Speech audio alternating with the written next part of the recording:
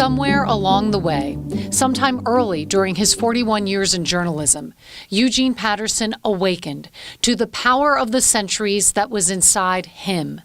Because you're telling a Southern white that what his daddy and his granddaddy believed was wrong, and that's hard to accept.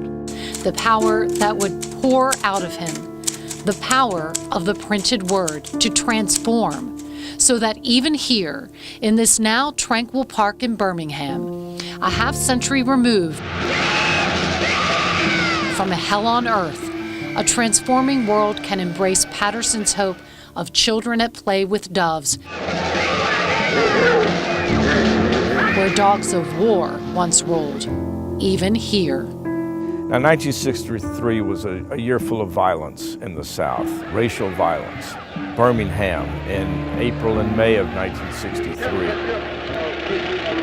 when the Bull Connor brought the dogs and the hoses out against demonstrators at Kelly Ingram Park in Birmingham. Journalist and historian Hank Klibanoff, standing at the Northwest Atlanta home where Eugene Patterson and his family lived in 1963, speaks of how Patterson, by then, had already been the editor of the Atlanta Constitution for 3 years, succeeding the giant Ralph McGill.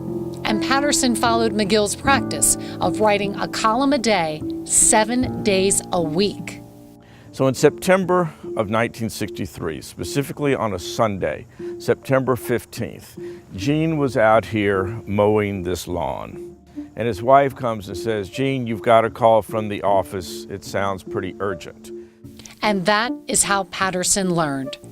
On that Sunday morning, someone detonated a bomb in a church in Birmingham's 16th Street Baptist Church. The explosion killed 4 children, 4 girls.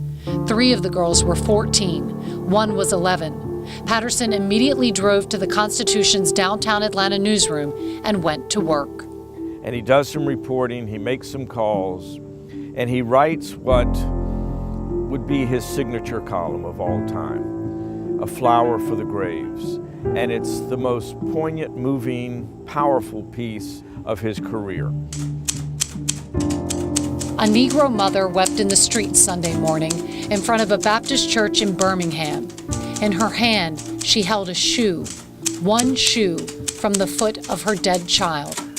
We hold that shoe with her. Every one of us in the white South holds that small shoe.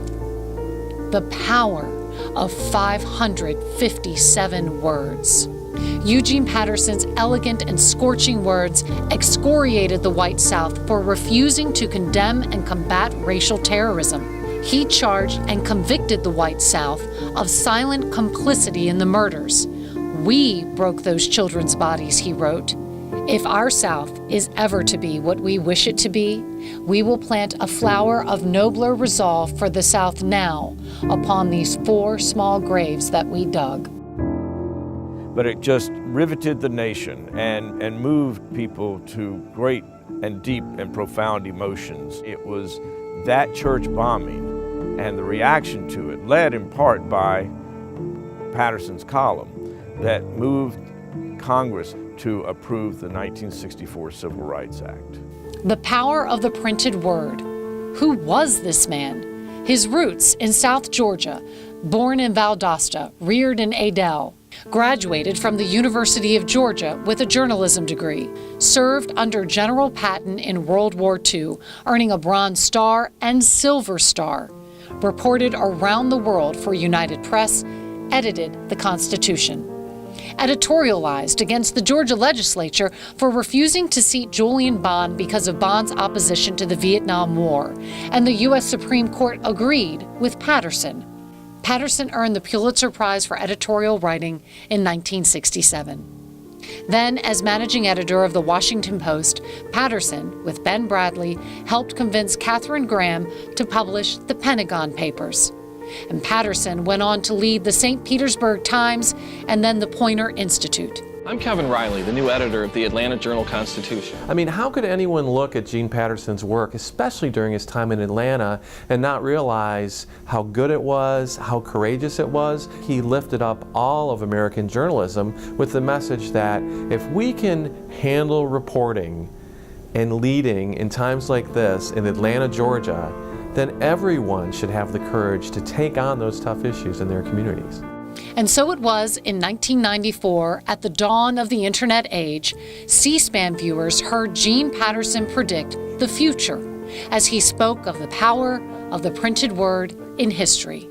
To break the silence on the segregation laws of the South, the newspapers that stood up and flew a flag of questioning and advising change did have an effect.